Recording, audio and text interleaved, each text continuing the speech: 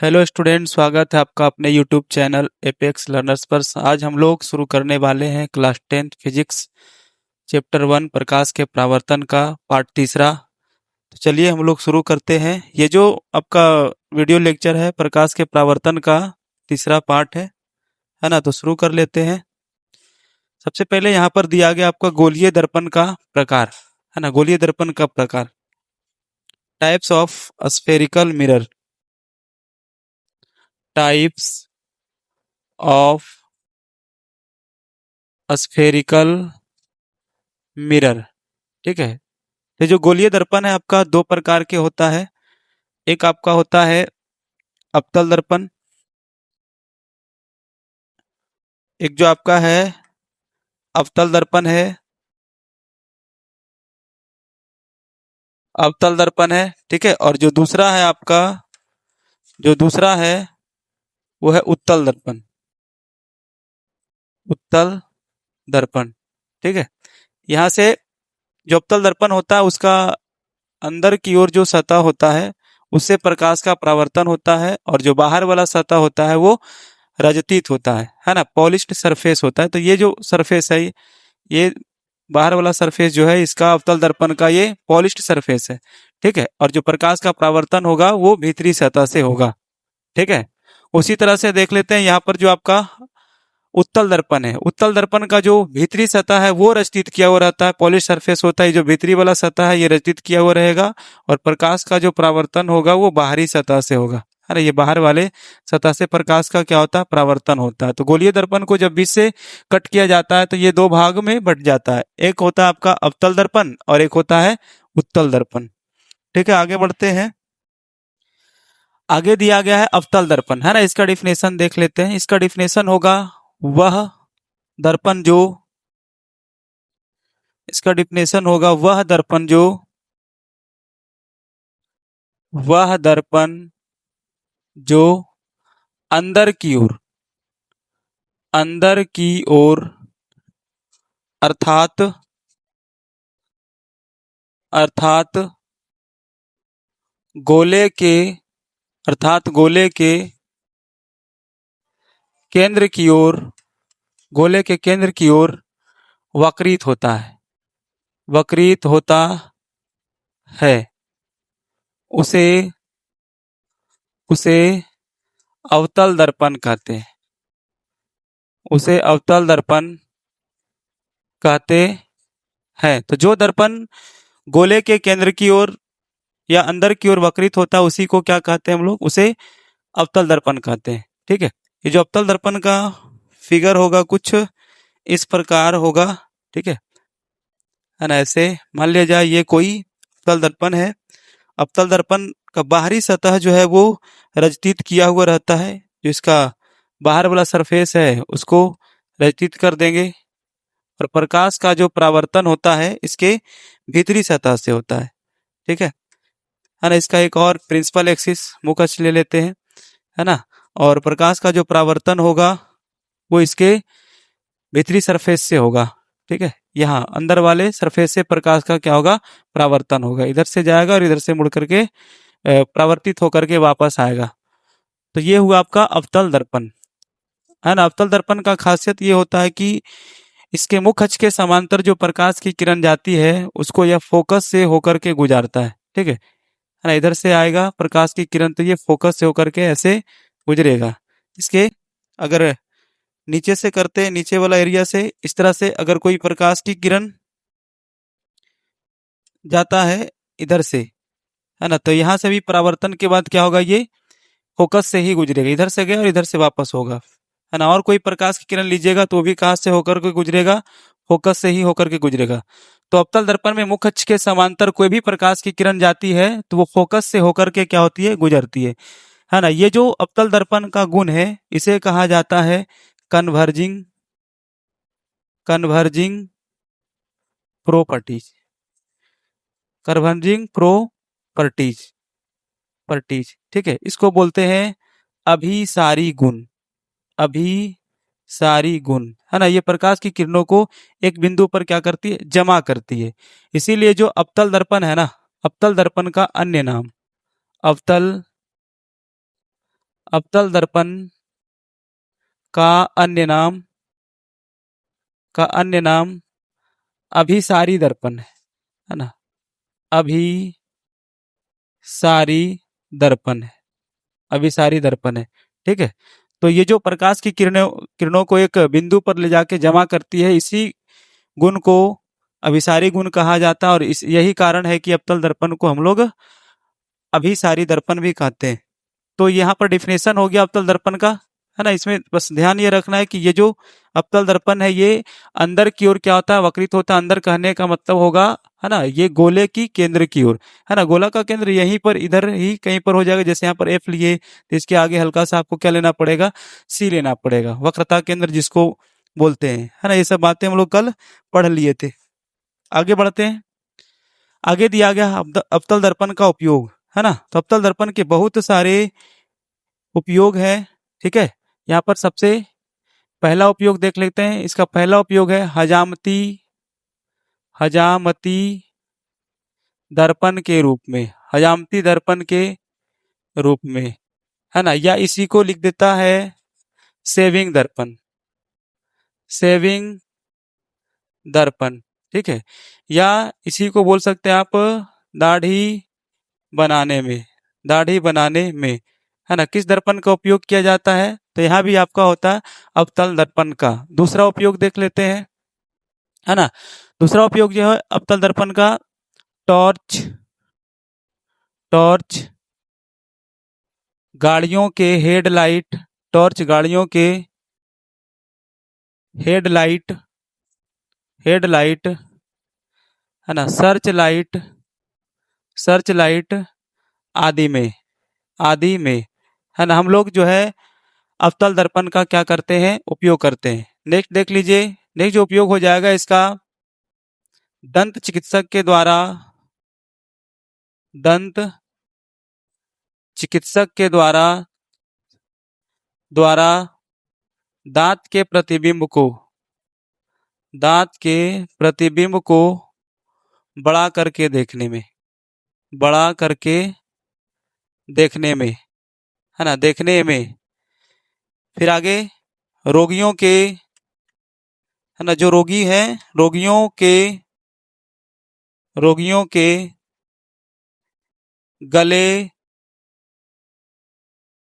गले, नाक एवं कान आदि आदि की जांच करने में, जांच करने में, है ना। इसमें भी हम लोग अवतल दर्पण का क्या करते हैं, प्रयोग करते हैं। और कहाँ किया जाता है, तो सौर भट्टियों में, है ना, सौर भट्टियों में, सौर भट्टियों में बड़े बड़े अवतल दर्पण का प्रयोग, बड़े बड़े अवतल दर्पण का प्रयोग, अवतल दर्पण का प्रयोग सनलाइट, सनलाइट सूर्य प्रकाश को केंद्रित करने के लिए किया जाता है। सूर्य प्रकाश को केंद्रित करने के लिए, केंद्रित करने के लिए किया जाता है, केंद्रित करने के लिए किया जाता है। ठीक है। इसका एक और है ना, सौर भट्टी हो गया था सौर कुकरों में, है ना, सौर कुकरों में, कुकरों में, है ना, सौर कुकरों में भी अवतल दर्पण का प्रयोग किया जाता है। तो इतना सारा अवतल दर्पण का क्या है, प्रयोग है। फिर से एक बार रिपीट कर देते हैं। अवतल दर्पण का प्रयोग हजामती दर्पण के रूप में किया जाता है, सेविंग दर्पण के रूप में किया जाता है, और दाढ़ी बनाने में किया जाता है। ठीक है। आगे जो दिया गया है, टॉर्च गाड़ियों के हेडलाइट, सर्च लाइट आदि में, है ना, अवतल दर्पण का उपयोग करते हैं। और सबसे ज्यादा जो इंपॉर्टेंट है आपका ये, है ना, दंत चिकित्सक के द्वारा दांत के प्रतिबिंब को बड़ा करके देखने में भी अवतल दर्पण का प्रयोग करते हैं। रोगियों के, है ना, नाक कान गले आदि की जांच करने में भी अवतल दर्पण का प्रयोग किया जाता है। ठीक है। ये इंपॉर्टेंट है आपके लिए। सौर भट्टियों में बड़े बड़े अवतल दर्पण का उपयोग सूर्य प्रकाश को केंद्रित करने के लिए किया जाता है। फिर दिया गया सौर कुकरों में, है ना। तो ये सब इसके यूज आपको याद रखना होगा। ठीक है। आगे बढ़ते हैं।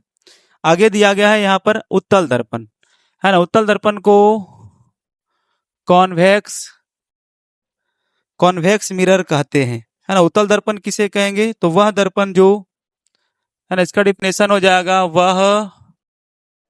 दर्पण जो वह दर्पण जो वह दर्पण जो बाहर की ओर बाहर की ओर वक्रित होता है। वह दर्पण जो बाहर की ओर वक्रित होता है उसे, है ना, बाहर की ओर मतलब जो आपका गोले का केंद्र है उसके बाहर की ओर इसे वक्रित होना चाहिए। वक्रित का मतलब होता है मुड़ा हुआ, बाहर की ओर वक्रित होता है उसे उत्तल उत्तल दर्पण कहा जाता है। इसे उत्तल दर्पण कहा जाता है। ठीक है, यहाँ पर थोड़ा सा उत्तल दर्पण का फिगर भी देख लेते हैं। ये है आपका, है ना, उत्तल दर्पण। इसका भीतरी सतह जो है रजतीत किया हुआ रहेगा। भीतरी सतह जो है ना, भीतरी सतह, रुक जाओ, थोड़ा सा उल्टा फिगर बन रहा है ना। ऐसे बनेगा फिगर इसका, और इसका जो है ना भीतरी सतह क्या रहेगा, भीतरी सतह रजतीत किया हुआ रहेगा, है ना। जो भीतर वाला सतह ये रजतीत किया हुआ रहता है। रजतीत किया हुआ मतलब पॉलिश किया हुआ, रंगा हुआ रहता है। और इसमें जो प्रकाश का परावर्तन होगा, प्रकाश का परावर्तन जो होगा इसमें, है ना, ऐसे बाहरी सतह से होगा। ये जो बाहर वाला सरफेस देख रहे हैं ना, इससे होगा। ठीक है, सबसे पहले हम क्या करते हैं, इसमें एक प्रिंसिपल एक्सिस ले लेते हैं, मुख्य अक्ष जिसको कहते हैं। ठीक है, और यहाँ हम प्रकाश के किरण को क्या करते हैं, परावर्तित कराते हैं। जब उत्तल दर्पण में जब कोई प्रकाश की किरण मुख्य अक्ष के समांतर जाती है, ठीक है, तो ये इसे इधर की ओर क्या करेगा, ये परावर्तित कर देगा। इधर से गई, इधर क्या करेगा, मोड़ देगा। लेकिन इसमें जो है ना, इसमें इधर आपको आता हुआ क्या होगा, प्रतीत होगा। ठीक है, तो ये फैलाता है, इसको बोलते हैं डाइवर्ज, है ना। ये डाइवर्जिंग कहा जाता है, डाइवर्जिंग प्रॉपर्टी है ना। इसको क्या करेगा, ये इधर की ओर, है ना, इसे। तो फोकस पर आती हुई क्या होती है, इसमें प्रतीत होती है। फोकस पर आती हुई इसमें क्या होती है, प्रतीत होती है। ठीक है, तो इसकी ये जो प्रॉपर्टी है ना, इस प्रॉपर्टी को हम लोग बोलेंगे diverging property. Diverging diverging properties कहा जाता है इसको, प्रॉपर्टीज। ठीक है, डाइवर्जिंग प्रॉपर्टीज का मतलब होता है अपसारी गुण। ये क्या है, अपसारी गुण है। क्योंकि ये यहाँ पर प्रकाश की किरण को, है ना, जमा नहीं कर रहा है, ये क्या कर रहा है, फैला रहा है ना। इसको फैलाना, डाइवर्ज का मतलब हो गया फैलाना। ये, या इसको आप छितराना भी बोल सकते हैं, फैला रहा है। यही प्रॉपर्टी के कारण जो है ना, इसे मतलब कि अभिसारी गुण के कारण ही उत्तल दर्पण का जो अन्य नाम हो जाएगा, है ना, उत्तल दर्पण का अन्य नाम, उत्तल दर्पण का अन्य नाम हो जाता है अपसारी दर्पण। अपसारी दर्पण, ठीक है। उत्तल दर्पण का अन्य नाम क्या हो जाएगा, अपसारी दर्पण हो जाएगा। ठीक है, तो उत्तल दर्पण किसे कहेंगे, वह दर्पण जो बाहर की ओर क्या होता है, वक्रित होता है, उसे उत्तल दर्पण कहा जाएगा। बाहर की ओर मतलब जैसे गोले का केंद्र इधर कहीं होगा, ठीक है, तो ये इसके क्या है, उल्टा वक्रित है ये, है ना, बाहर, केंद्र के बाहर की ओर वक्रित है, इसीलिए इसको क्या बोला गया है, उत्तल दर्पण कहा गया है। ठीक है, अब देख लेते हैं इसका अगला अगला जो पॉइंट दिया गया है यहाँ पर, उत्तल दर्पण के उपयोग। तो उत्तल दर्पण का जो उपयोग हो जाएगा, साइड मिरर के रूप में किया जाता है ना। मिरर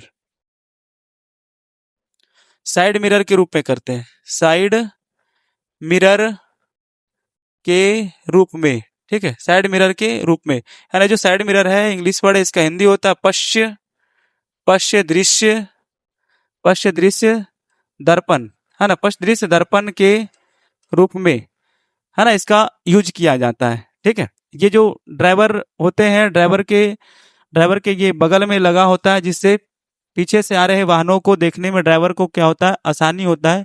क्योंकि ये जो आपका उत्तल दर्पण है ना, ये उत्तल दर्पण किसी वस्तु का केवल आभासी और सीधा प्रतिबिंब बनाता है। और जो उत्तल दर्पण है, इसका दृष्टि क्षेत्र भी क्या होता है, बड़ा होता है। ठीक है, इसलिए, है ना, दूर से ही किसी वस्तु का आभासी और सीधा प्रतिबिंब बनाता है, ताकि गाड़ियों को साइड देने में ड्राइवर को क्या होता है, आसानी होता है ना। तो यहाँ पर उत्तल दर्पण के उपयोग में ध्यान देना है। उत्तल दर्पण का उपयोग में आपको किसका जो यूज है, कहाँ किया जाता है, तो इसका यूज किया जाता है पश्च दृश्य दर्पण के रूप में। ठीक है, इसका जो क्वेश्चन है ना, यहाँ से भी क्वेश्चन पूछा जाता है कि साइड मिरर का उपयोग पश्च दृश्य दर्पण के रूप में या साइड मिरर के रूप में क्यों किया जाता है, इसका उत्तल दर्पण का उपयोग, है ना। तो उत्तल दर्पण का उपयोग साइड मिरर के रूप में इसलिए किया जाता है क्योंकि यह किसी वस्तु का आभासी और सीधा प्रतिबिंब बनाता है और इसका दृष्टि क्षेत्र जो होता है ये ज्यादा होता है। आगे बढ़ते हैं। आगे दिया गया अवतल दर्पण तथा उत्तल दर्पण में अंतर, है ना। तो लिख लेते हैं यहाँ पर, एक तरफ अवतल दर्पण और एक तरफ हो जाएगा आपका उत्तल दर्पण, ठीक है ना। एक तरफ अवतल दर्पण होगा, एक तरफ क्या होगा, उत्तल दर्पण होगा। अवतल दर्पण में सबसे पहला होगा कि यह अंदर की ओर वक्रित होता है, यह अंदर की ओर क्या होता है, वक्रित होता है, यह अंदर की ओर वक्रित होता है। इसमें क्या हो जाएगा कि यह बाहर की ओर वक्रित होता है, यह बाहर की ओर, है ना, वक्रित होता है, वक्रित का मतलब मुड़ा हुआ होता है। दूसरा जो अंतर हो जाएगा इसमें अवतल दर्पण का कि, है ना, इसमें ये जो है आपका वस्तु का आभासी और वास्तविक, है ना, दोनों प्रकार के प्रतिबिंब बनाता है। तो यह वास्तविक तथा, है ना, यह वास्तविक वास्तविक गलत लिखा गया यहाँ पर, है ना, यह वास्तविक तथा आभासी, आभासी, है ना, दोनों प्रकार का प्रतिबिंब बनाता है, दोनों प्रकार का प्रतिबिंब बनाता है, ठीक है। जबकि ये जो आपका उत्तल दर्पण है यह केवल आभासी प्रतिबिंब बनाता है ना, यह केवल जो है आपका आभासी प्रतिबिंब बनाता है। और जो नेक्स्ट हो जाएगा, तीसरा जो अंतर हो जाएगा कि इसका दृष्टि क्षेत्र छोटा होता है, इसका दृष्टि क्षेत्र छोटा होता है, ठीक है। और यहाँ पर इसका हो जाएगा कि इसका दृष्टि क्षेत्र बड़ा होता है, इसका दृष्टि क्षेत्र, है ना, बड़ा होता है, ठीक है। तो ये हो गया आपका अवतल दर्पण तथा उत्तल दर्पण में अंतर, ठीक है। आगे बढ़ते हैं। आगे जो यहाँ पर दिया गया है, अवतल दर्पण में जो प्रतिबिंब बनता है उसका किरण आरेख, उसके कुछ नियम होते हैं, जैसे आपको पहले याद करना होगा, है ना, बनाना होगा। उसके बाद इसमें जितने भी प्रकार के प्रतिबिंब बनते हैं आपको बताया जाएगा, ठीक है। तो यहाँ पर जो दिया गया है आपका, यह है अवतल दर्पण में प्रतिबिंब, है ना। अवतल दर्पण में क्या हो जाएगा, प्रतिबिंबों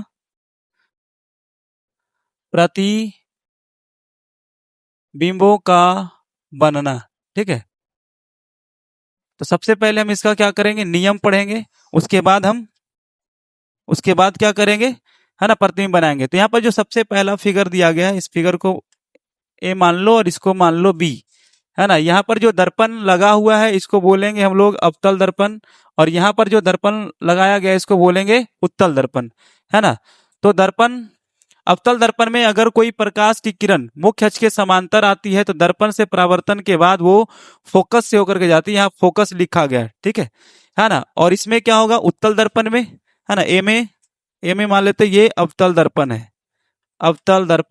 है, ठीक है। और जो बी है ये क्या है आपका, ये उत्तल दर्पण है, तो अवतल दर्पण में तभी बताएं, अवतल दर्पण में कोई भी प्रकाश की किरण अगर होगी, अगर वो मुख्य अक्ष के समांतर आएगी तो दर्पण से परावर्तन के बाद वो कहां से होकर के गुजरेगी, फोकस से होकर के गुजरेगी। और जो उत्तल दर्पण होता है इसमें मुख्य अक्ष के समांतर कोई प्रकाश की किरणें आती है तो ये इधर क्या हो जाती है, रिफ्लेक्ट हो जाती है। लेकिन ये जो है ना फोकस पर आती हुई क्या होती है, प्रतीत होती है। यहाँ पर फोकस है तो फोकस पर आती हुई क्या होगी, प्रतीत होगी। तो इसको डॉटेड लाइन से हम लोग को क्या होगा, दिखाना होगा, है ना। तो दोनों को आपको याद रखना है कि अवतल दर्पण रहेगा तो मुख्य अक्ष के समांतर आती किरणें दर्पण से परावर्तन के बाद फोकस से होकर जाएगी, उत्तल दर्पण रहेगा तो मुख्य अक्ष के समांतर आती प्रकाश की किरणें ये फोकस पर आती हुई क्या होती है, प्रतीत होती है, ठीक है।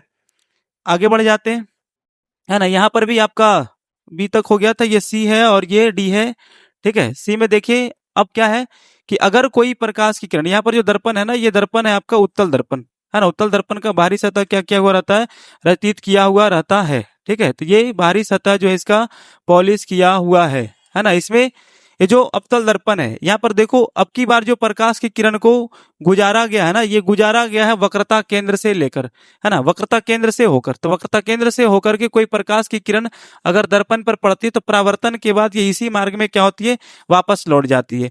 ठीक उसी प्रकार यहाँ पर भी होगा, है ना, कि अगर ये वक्रता केंद्र की दिशा में कोई प्रकाश किरण आपतित होगी तो वो किधर प्राप्त उसी मार्ग पर क्या हो जाएगी, यहाँ पर आपतित हो रहे नहीं बल्कि ये आपतित होती हुई क्या होती है, दिखाया गया है वक्रता केंद्र से होकर के। ठीक है, तो यहाँ पर भी आपको याद रखना होगा कि दर्पण कुछ भी हो उससे फर्क नहीं पड़ता, लेकिन जब वो वक्रता केंद्र की दिशा में कोई प्रकाश की किरण आपतित होती है तो वो परावर्तन के बाद उसी मार्ग में क्या हो जाती है, वापस लौट जाती है। ठीक है, आगे दिया गया आपका, है ना, डी तक हो गया था, ये ई फिगर है और ये आपका है एफ, है ना। इसमें दिया गया है कि मुख्य अक्ष के समांतर, अच्छा ये तो पहले भी बता दिए थे ना, ये तो पहले बता दिए थे कि मुख्य अक्ष के समांतर कोई प्रकाश की किरण क्या होगी, आएगी तो कहां से होकर के गुजरेगी, फोकस से होकर के गुजरेगी। ठीक है, फोकस से होकर के क्या होगी, गुजरेगी, है ना। यहाँ पर भी अब देखो, यहाँ पर फोकस, फोकस के दिशा में क्या है, ये आपतित किरण है, तो ये परावर्तन के बाद क्या हो जाएगा, मुख्य अक्ष के समानांतर हो जाएगा।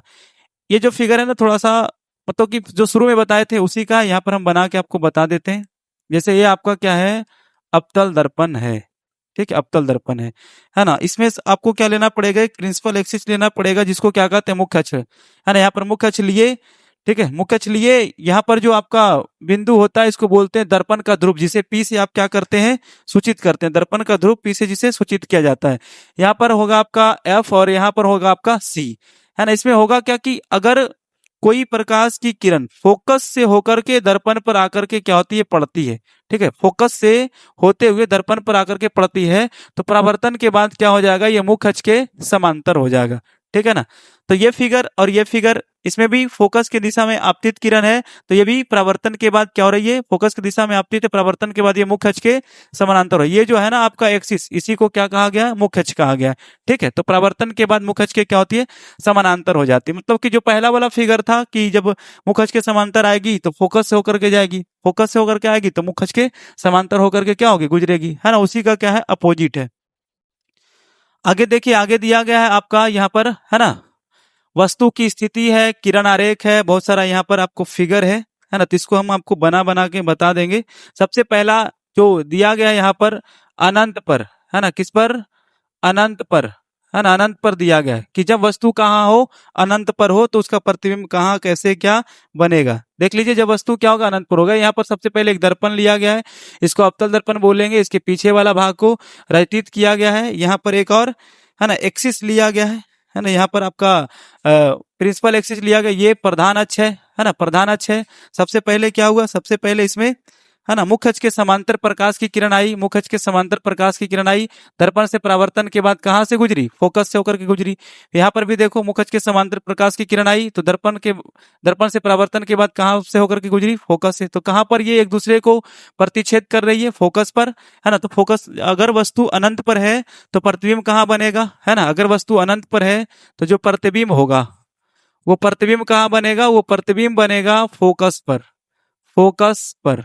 ठीक है, और प्रतिबिंब कैसा होगा, तो प्रतिबिंब वास्तविक और उल्टा होगा, क्योंकि ये प्रतिबिंब दर्पण के सामने बन रहा है। तो दर्पण के सामने जो प्रतिबिंब बनता है वो वास्तविक एवं उल्टा होता है, वास्तविक एवं, है ना, उल्टा होता है, उल्टा होता है। और जो तीसरा खासियत होगा इसका, तीसरा जो खासियत होगा कि ये, है ना, जो अनंत पर वस्तु रहता है, वस्तु बहुत बड़ा होता है और इसका प्रतिबिंब जब फोकस पर बनता है तो बिंदु मात्र बनता है ना। तो इसका जो प्रतिबिंब बनेगा वो बिंदु मात्र बनेगा, बिंदु मात्र मतलब बिंदु के आकार का बनेगा, बिंदु मात्र बनेगा। ठीक है, बिंदु मात्र बनेगा, है ना। अब देखो यहाँ से अगला जो दूसरा पॉइंट दिया गया है, इसमें कहा गया सी के परे, सी के परे मतलब सी के वक्रता केंद्र के बगल में जब वस्तु को रखा जाता है तो उसका प्रतिबिंब कहाँ पर बनता है।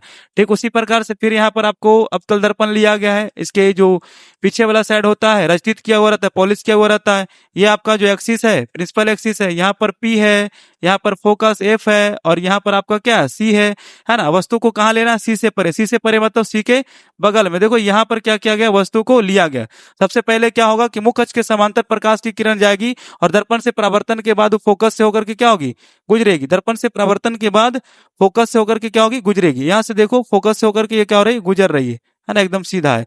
ठीक है, उसके बाद यहाँ पर दिया गया है कि जो किरण है ना, ये अभी नियम पढ़े थे कि जो किरण फोकस से होकर के दर्पण पर आएगी तो दर्पण से परावर्तन के बाद मुख्य अक्ष के क्या हो जाएगी, समानांतर हो जाएगी। तो इस बिंदु पर दोनों किरणें आपस में प्रतिच्छेद कर रही है तो प्रतिबिंब भी यहीं पर बनेगा, है ना। प्रतिबिंब भी क्या होगा, यहीं पर बनेगा, है ना। यहाँ पर देखो आई फॉर इमेज और ओ फॉर क्या है, आपका ऑब्जेक्ट है। अब देखो प्रतिबिंब जब सी के परे है तो प्रतिबिंब कहाँ बन रहा है, सी और एफ के बीच, है ना। प्रतिबिंब कहाँ बनेगा, तो सी एवं एफ के बीच बनेगा, सी एवं एफ के बीच बनेगा। प्रतिबिंब कैसा होगा, दर्पण के सामने है तो प्रतिबिंब वास्तविक एवं उल्टा होगा, वास्तविक एवं उल्टा होगा। और वस्तु से कैसा होगा, वस्तु से छोटा होगा, है ना। वस्तु से छोटा होगा, वस्तु से छोटा होगा। ठीक है, अब देख लेते हैं यहाँ पर तीसरा जो दिया गया आपका, तीसरा है सी पर। सी पर मतलब है ना वक्रता केंद्र पर। तो सबसे पहले आपको उसी तरह से अवतल दर्पण लेना है, इसके पीछे वाले भाग को रजतीत कर देना। रजतीत कर देना मतलब कि इसको कलई कर देना है। फिर क्या लेना है आपको, प्रिंसिपल एक्सिस लेना है, एकदम सीधा लाइन, है ना। यहाँ पर जो होता है दर्पण का ध्रुव यानी वक्रता सतह के मध्य बिंदु, इसीलिए है ना उसे दर्पण का ध्रुव कहेंगे। फिर यहाँ पर लेना आपको फोकस, है ना, फोकस लेना है और ये रहा आपका वक्रता केंद्र, ये वाला बिंदु। वस्तु को यहीं पर रखा गया है, वक्रता केंद्र के ऊपर ही रखा गया है वस्तु को। ठीक है, तो जो वस्तु को वक्रता केंद्र पर रखा जाता है तो प्रतिबिंब भी कहाँ बनता है, वक्रता केंद्र पर ही बनता है। तो सबसे पहले देखो क्या किया गया, सबसे पहले जो यहाँ से प्रकाश की किरण को गुजारा गया और ये प्रकाश की किरण कहाँ पर गई, दर्पण पर गई। तो ये मुख्य अक्ष के समांतर गई। तो मुख्य अक्ष के समांतर जब कोई प्रकाश की किरण दर्पण पर जाती है तो कहाँ से होकर के गुजरती है, वो फोकस से होकर के गुजरती है ना। तो ये फोकस से होकर के गुजर रही है। फिर क्या होगा, फिर फोकस से होकर के प्रकाश की किरण को गुजारा गया है। तो फोकस से होकर के जब कोई प्रकाश की किरण दर्पण पर पड़ती है ना, तो वो क्या होती है, परावर्तन के बाद वो मुख्य अक्ष के समानांतर हो जाती है। तो इसी बिंदु पर क्या कर रहा है, कट रहा है। तो यहीं पर इसका क्या होगा, प्रतिबिंब बनेगा। ठीक है, तो यहाँ पर आपको दिख रहा होगा कि अगर जो वस्तु वक्रता केंद्र पर, प्रतिबिंब भी कहाँ बनता है, अगर वस्तु वक्रता केंद्र पर है तो पहला स्थिति प्रतिबिंब कहाँ बनेगा, सी पर ही बनेगा, सी पर ही बनेगा। ठीक है, प्रतिबिंब का आकार, प्रतिबिंब होगा कैसा, तो दर्पण के सामने है तो वास्तविक एवं उल्टा होगा, वास्तविक एवं उल्टा होगा, वास्तविक एवं उल्टा होगा। ठीक है, उल्टा होगा, है ना। और क्या होगा, तो वस्तु के आकार के बराबर होगा। तीसरा पॉइंट लिख देते हैं कि वस्तु के आकार के बराबर होगा, है ना। वस्तु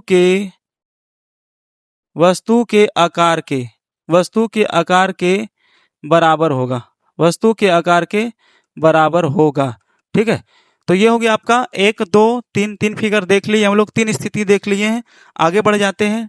ठीक है, आगे जो दिया गया है चौथा नंबर में, जब वस्तु एफ व सी के बीच हो, जब वस्तु एफ व किसके बीच हो, सी के बीच हो। एफ मतलब फोकस और सी मतलब वक्रता केंद्र, है ना। जब इसके बीच होगा वस्तु तब जो है ना कैसा प्रतिबिंब बनेगा। तो ठीक उसी प्रकार से फिर क्या है आपका, है ना, ये आपका अवतल दर्पण है, इसके पीछे वाले भाग को क्या कर दीजिए, रजतीत कर दीजिए। रजतीत का मतलब रंग दीजिए, कलई कर दीजिए। ठीक है ना। और फिर क्या करेंगे, यहाँ पर मध्य प्रवर्तक सतह का मध्य बिंदु ये पी हो जाएगा। यहाँ पर देखिए एफ को लिया गया है, ये है जो बिंदु है आपका एफ है। यहाँ पर आपका क्या है, सी है। ये आपका क्या हो गया, प्रिंसिपल एक्सिस हो गया। वस्तु को कहाँ रखना है, एफ और सी के बीच, ये एफ है सी है ना। ये दोनों के बीच में कहीं भी वस्तु को रख सकते हैं। यहाँ पर देखो वस्तु को रखे हैं, है ना, ये वस्तु है। सबसे पहले काम क्या होगा, वही मुख्य अक्ष के समांतर प्रकाश किरण दर्पण पर जाएगा और परावर्तन के बाद, है ना, जब यहाँ से क्या होगा, इसका रिफ्लेक्शन होगा। तो ये परावर्तन के बाद कहां से होकर के गुजरता है, ये फोकस से होकर के क्या होता है, गुजरता है। ठीक है, जब प्रकाश की किरण को फोकस से लाइएगा तो मुख्य अक्ष के समानांतर हो जाएगा। और ये देखो सी के बगल में, है ना, सी के बगल में यहां पर कहीं पर क्या करेगा, ये प्रतिच्छेद करेगा सी के बगल में। तो प्रतिबिंब जो है ना इसका यहीं पर बनेगा। प्रतिबिंब कैसा बनेगा, तो देखो उल्टा बनेगा, क्योंकि दर्पण के सामने कहां बनेगा, सी के बगल में ही। तो प्रतिबिंब कहां बनेगा, सी से परे बनेगा, सी से परे बनेगा। प्रतिबिंब होगा कैसा, तो प्रतिबिंब जो है आपका वास्तविक एवं उल्टा होगा, वास्तविक एवं, है ना, उल्टा होगा। वास्तविक एवं कैसा होगा, उल्टा होगा। ठीक है, और देखिए तीसरा पॉइंट लिख लेते हैं, प्रतिबिंब का जो आकार है ना, ये वस्तु के आकार से मतलब कि हल्का सा बड़ा होगा। ठीक है, वस्तु से क्या होगा, वस्तु से बड़ा होगा। ठीक है, आगे देखिए दिया गया है, जब वस्तु कहाँ हो, ये 5 नंबर है, वस्तु एफ पर या इसी को क्या बोलते हैं हम लोग, फोकस पर होगा, फोकस पर, फोकस तल में होगा। ठीक है, तभी पढ़े थे आप लोग कि जब वस्तु अनंत पर था तो उसका प्रतिबिंब फोकस पर बन रहा था। अब देखो वस्तु को कहाँ रखा गया है, और है ना, वस्तु को फोकस पर रखा गया है। सबसे पहले अवतल दर्पण लेंगे, इसके पीछे वाले साइड को रचित कर देंगे। यहाँ पर आपका दर्पण का ये मध्य बिंदु पी ध्रुव हो जाएगा, ये प्रिंसिपल एक्सिस है ना, यहाँ पर फोकस है, यहाँ पर वक्रता केंद्र लिया गया है। वस्तु को कहाँ रखा गया है, वस्तु को रखा गया है आपका फोकस तल पर। फोकस पर जब वस्तु होगा तो क्या होगा, है ना, अनंत से प्रकाश की किरणें आएगी। ठीक है ना, यहाँ पर कुछ है ना गड़बड़ है, जब फोकस पर नहीं, ठीक है ठीक है, गड़बड़ नहीं, ठीक है, फोकस पर वस्तु को रखा गया है ना, क्या होगा, फोकस से प्रकाश किरण निकलेगा, और फोकस से प्रकाश किरण निकल करके जब दर्पण पर जाएगा तो क्या होता है, मुखच के समांतर हो जाता है। फिर यहाँ पर भी वही बात होगा, है ना, कि फोकस से निकल करके दर्पण पर पड़ेगा तो ये मुखच के समानांतर हो जाएगा। तो प्रतिबिंब कहाँ बनेगा, तो ये जो प्रतिबिंब है ना, जब वस्तु फोकस पर होता है, ठीक है, यहाँ पर ध्यान दीजिएगा, जब वस्तु फोकस पर है ना, वस्तु कहाँ है, वस्तु फोकस पर है तो प्रतिबिंब कहाँ बनेगा, तो प्रतिबिंब बनेगा अनंत, अनंत पर। ठीक, और जब वस्तु कहाँ है, जब वस्तु है अनंत पर, जब वस्तु है अनंत पर तो प्रतिबिंब कहाँ बनेगा, फोकस पर बनेगा। ठीक है, और अनंत पर जो प्रतिबिंब बनता है वह वस्तु से बहुत बड़ा होता है, वस्तु से बहुत बड़ा होता है। और जो फोकस पर प्रतिबिंब बनता है ये वस्तु से बहुत छोटा होता है ना, वस्तु से बहुत छोटा होता है, वस्तु से बहुत छोटा होता है। ठीक है, आगे बढ़िए, आगे दिया गया 6 नंबर में, एफ व जब पी के, है ना, एफ व पी के बीच होगा, तो एफ व पी के क्या होगा, बीच होगा, तब क्या होगा, मतलब फोकस और ध्रुव के बीच में होगा, है ना। ये यहाँ पर देखो लिया गया फोकस है ना, ये आपका अवतल दर्पण है, अवतल दर्पण, इसके पीछे वाला साइड को रचित कर दीजिए, है ना, रंग दीजिए, कलई कर दीजिए। ठीक है, उसके बाद आपको क्या लेना है, मुख्य अक्ष लेना है, ये हो गया आपका मुख्य अक्ष, है ना, थोड़ा सा लाइन टेढ़ा मेढ़ा हो रहा है, ये होगा आपका मुख्य अक्ष, प्रिंसिपल एक्सिस, प्रिंसिपल एक्सिस है।